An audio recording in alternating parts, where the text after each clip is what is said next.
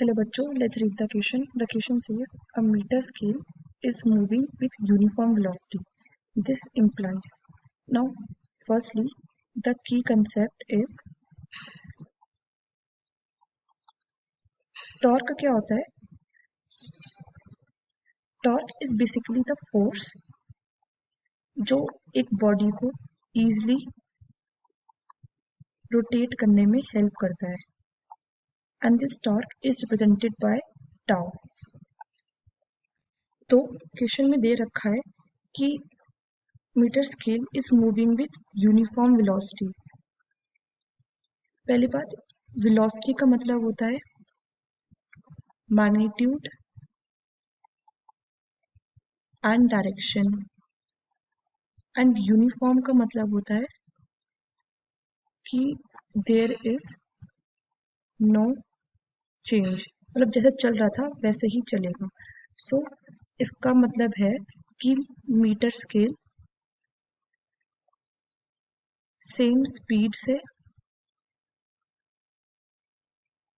And same direction में चल रहा था. अब जब स्पीड सेम है यानी कि there is no acceleration, and Newton second law के अकॉर्डिंग फोर्स होता है मास मल्टीप्लाई बाय एक्सेलरेशन.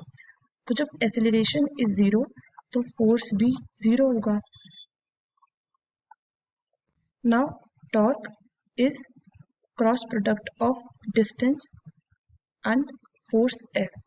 तो जब फोर्स एफ जीरो है यानी कि टॉर्क भी जीरो होगा. सो अगर ये स्केल लेते हैं एंड इसका एक्सिस इसके सेंटर पे है तो force will be acting perpendicular to the scale. Let's say इसके एंड पे फोर्स एक्ट कर रहा है and distance between the centre of the axis and force is R.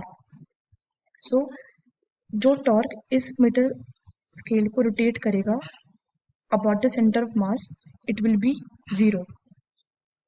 So uniform velocity की वजह से जो भी फोर्स एक्ट करेगा on the scale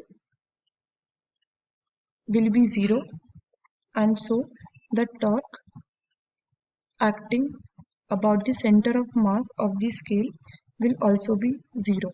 So the final answer is option B. Hope you understood it well. Best of luck.